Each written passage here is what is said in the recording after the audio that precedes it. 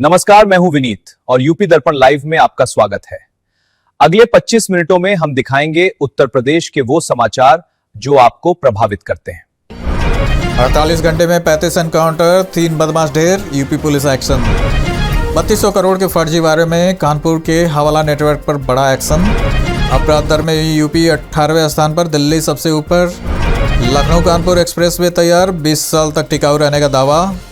चंदौली में बुलडोजर कार्रवाई, सपा कार्यालय समेत 300 निर्माण ध्वस्त। अब आगे के समाचार सुनिए विस्तार से। एनसीआरबी रिपोर्ट में यूपी को राहत, अपराध दर में 18वें स्थान पर प्रदेश, दिल्ली सबसे ऊपर। नेशनल क्राइम रिकॉर्ड ब्यूरो की 2024 रिपोर्ट में उत्तर प्रदेश को लेकर अहम आंकड़े सामने आए हैं। देश की सबसे बड़ी आबादी वाला राज्य होने के बावजूद यूपी अपराध दर के मामले में 18वें स्थान पर रहा है। रिपोर्ट के अनुसार प्रदेश में अपराध दर 180.2 दर्ज की गई, जो राष्ट्रीय औसत 252.3 से काफ़ी कम है। पूरे देश में 35 लाख से अधिक मुकदमे दर्ज हुए, जबकि अकेले उत्तर प्रदेश में 4,30,000 मामले सामने आए। वहीं राष्ट्रीय राजधानी दिल्ली में अपराध दर सबसे ज़्यादा 1258.5 दर्ज हुई। रिपोर्ट को लेकर प्रदेश सरकार और पुलिस विभाग ने इसे कानून व्यवस्था में सुधार का संकेत मान रहे हैं। स्वगणना की गलती हुई तो मिलेगा सुधार का मौका, 5 बार तक बदल सकेंगे डेटा। जनगणना 2027 की स्वगणना प्रक्रिया में नागरिकों को बड़ी राहत दी गई है। अधिकारियों के अनुसार यदि ऑनलाइन डेटा भरते समय कोई गलती हो जाती है तो उसे 5 बार तक सुधारा जा सकेगा। इतना ही नहीं, जब जनगणना कर्मचारी सत्यापन के लिए घर पहुंचेगा तब भी परिवार अपना डेटा संशोधित करा सकेगा।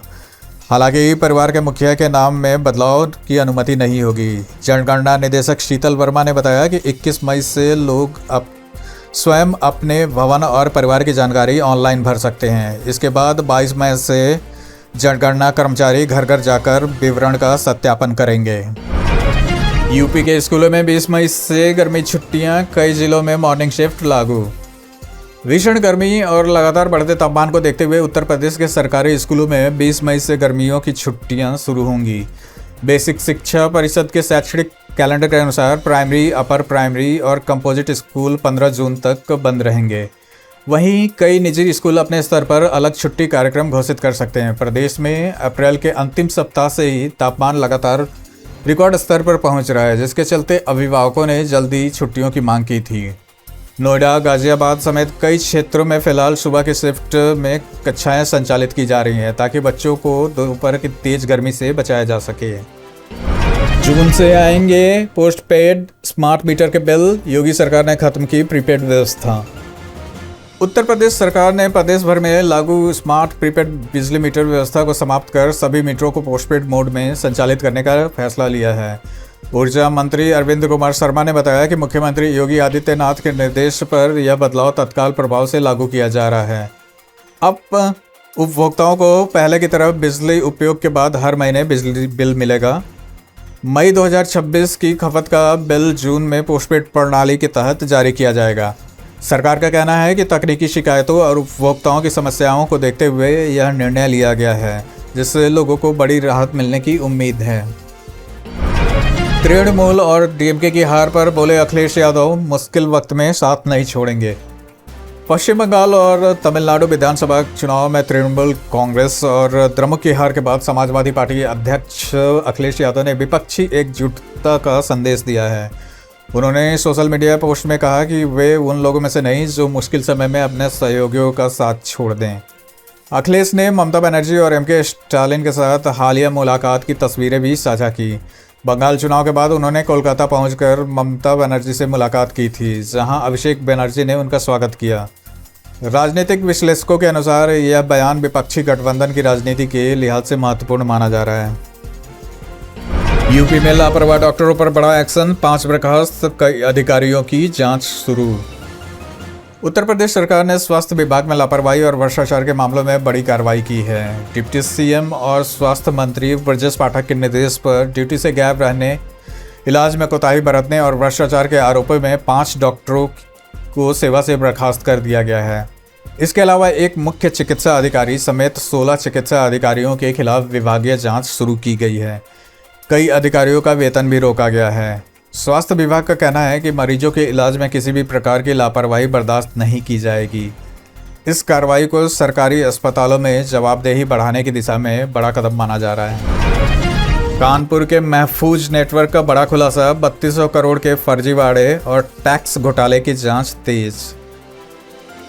कानपुर के जजमऊ निवासी महफूज अली उर्फ पप्पू छूरी के खिलाफ गिरफ्तारी के बाद पुलिस ने करोड़ों रुपए के फर्जीवाड़े का बड़ा खुलासा किया है। जांच एजेंसियों के अनुसार महफूज और उसके नेटवर्क ने करीब 3200 करोड़ रुपए का अवैध लेन देन किया और फर्जी कंपनियों के जरिए 6 अरब रुपए से अधिक का इनपुट टैक्स क्रेडिट हड़प लिया। पुलिस का दावा है कि इस रैकेट में कई बड़ी कंपनियां, बैंक अधिकारियों और कारोबारियों की भूमिका सामने आ रही है।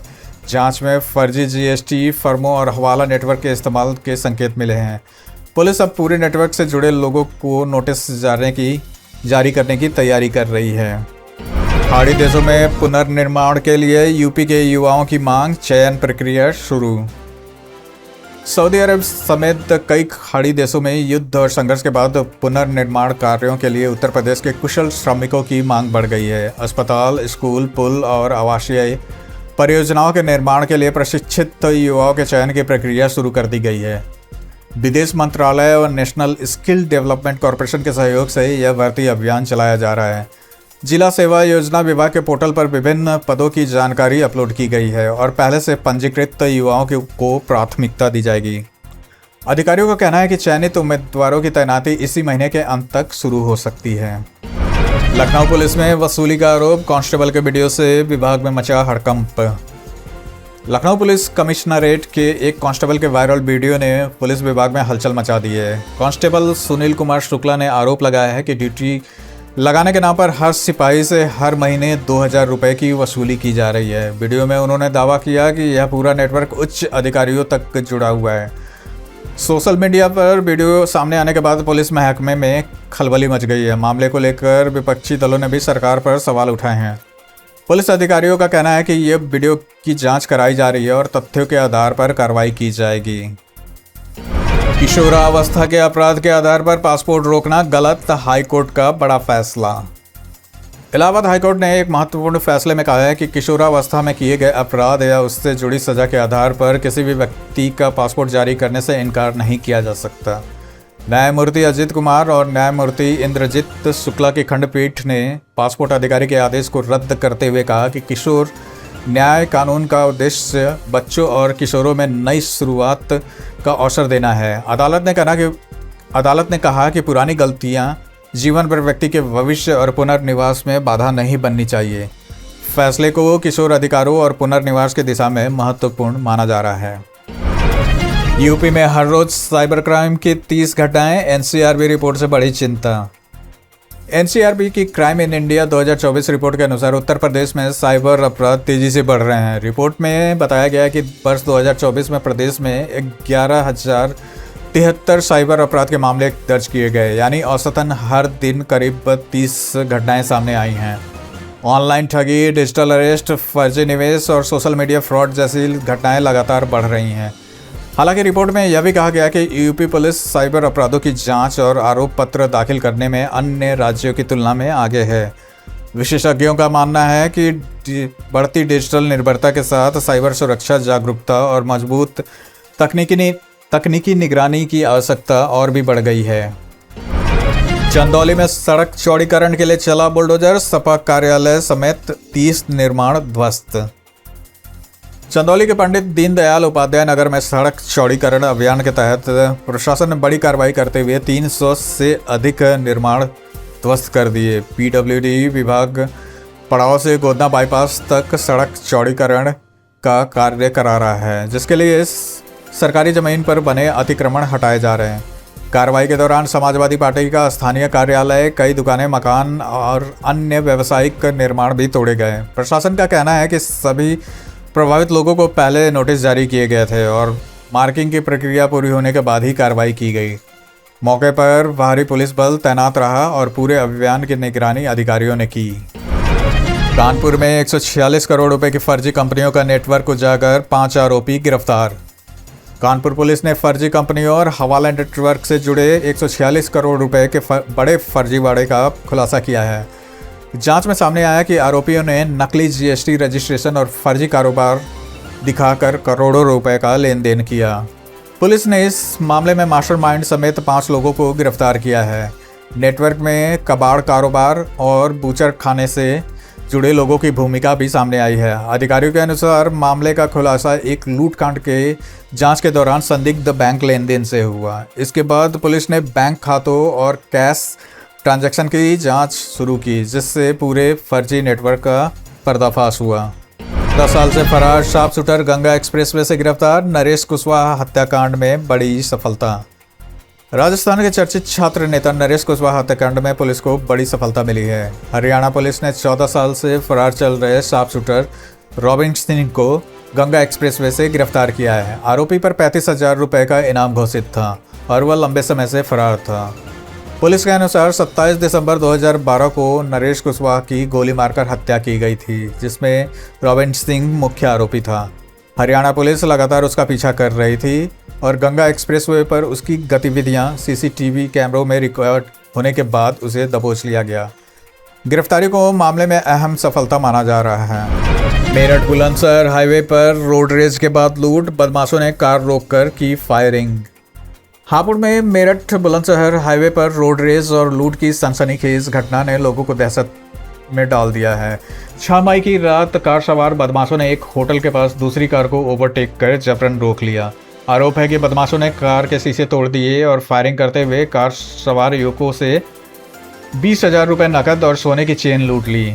घटना के बाद आरोपी मौके से फरार हो गए। पीड़ितों की शिकायत पर पुलिस ने मामला दर्ज कर जांच शुरू कर दी है। हालांकि घटना के 2 दिन बाद भी आरोपी पुलिस की पकड़ से बाहर बताए जा रहे हैं। अवैध पिस्टल तस्करी गैंग में एएमयू के 2 छात्र गिरफ्तार, डकैती की बना रहे थे योजना।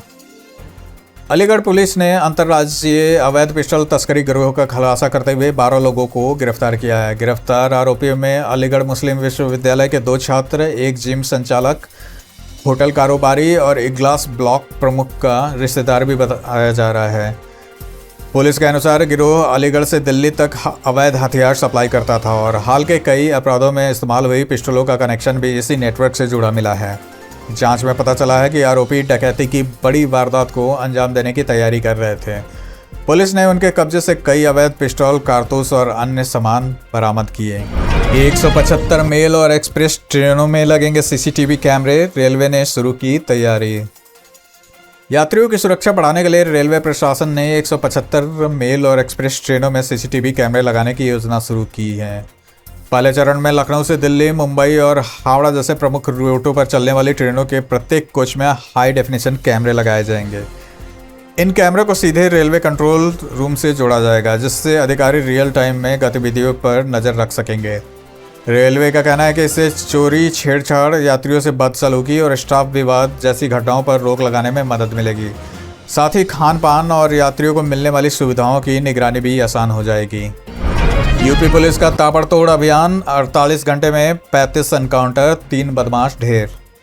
उत्तर प्रदेश पुलिस ने 48 घंटे के भीतर बड़े अभियान में 35 एनकाउंटर किए, जिसमें 3 इनामी बदमाश मारे गए और 35 आरोपी घायल हुए हैं। पुलिस रिकॉर्ड के अनुसार कार्रवाई हरदोई, मथुरा, बरेली, मुजफ्फरनगर, वाराणसी, गोंडा और लखीमपुर खीरी समेत कई जिलों में की गई। सबसे अधिक 7 एनकाउंटर मुजफ्फरपुर नगर में दर्ज किए गए। पुलिस ने करीब 20 अपराधियों को बिना चोट के भी गिरफ्तार किया है। 2 अलग अलग घटनाओं में 4 पुलिसकर्मी घायल हुए, जिनकी हालत स्थिर बताई जा रही है।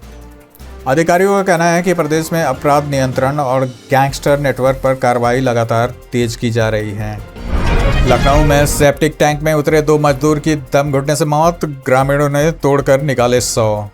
लखनऊ के नवी पनाह गांव में सेप्टिक टैंक की सफाई के दौरान 2 मजदूरों की दम घुटने से मौत हो गई है। जानकारी के अनुसार पहले राजेश कुमार नामक मजदूर टैंक में उतरा, लेकिन काफ़ी देर तक कोई प्रतिक्रिया न मिलने के बाद दूसरा मजदूर रिंकू उसे बचाने के लिए अंदर गया। वह भी बेहोश हो गया। ग्रामीणों ने तुरंत पुलिस और एनडीआरएफ को सूचना दी, लेकिन 2 घंटे तक राहत टीम पहुंच नहीं सकी। इसके बाद ग्रामीणों ने खुद टैंक की दीवार तोड़कर दोनों को बाहर निकाला और अस्पताल पहुंचाया, जहां डॉक्टरों ने उन्हें मृत घोषित कर दिया। घटना के बाद गांव में शोक का माहौल है। आगरा में आयकर भवन की 7वीं मंजिल से कूदकर टैक्स इंस्पेक्टर ने दी जान। आगरा के संजय प्लेस स्थित आयकर भवन में tax recovery inspector Suresh Chandra Maurya ने 7वीं मंजिल से कूदकर आत्महत्या कर ली। पुलिस के अनुसार घटना गुरुवार शाम की है, जब वह जरूरी काम का हवाला देकर घर से निकले थे। कुछ देर बाद आयकर भवन परिसर में उनका शव मिला। मौके से कोई सुसाइड नोट बरामद नहीं हुआ है। परिवार के अनुसार वह लंबे समय से अवसाद से जूझ रहे थे और मनोचिकित्सक से इलाज भी चल रहा था। घटना के बाद विभागीय कर्मचारियों और परिजनों में शोक का माहौल है। पुलिस मामले की जांच कर रही है और सभी पहलुओं को खंगाला जा रहा है। तरबूज खाने के बाद एक ही परिवार के 3 लोग बीमार, युवती की मौत से मचा हड़कंप। बिजनौर जिले के शेरनगर नरैनी गांव में तरबूज खाने के बाद एक ही परिवार के 3 लोगों की तबीयत बिगड़ गई, जिसमें से 21 वर्षीय युवती की मौत हो गई। सभी को गंभीर हालत में अस्पताल ले जाया गया था। घटना के बाद स्वास्थ्य विभाग और पुलिस ने जांच शुरू कर दी है।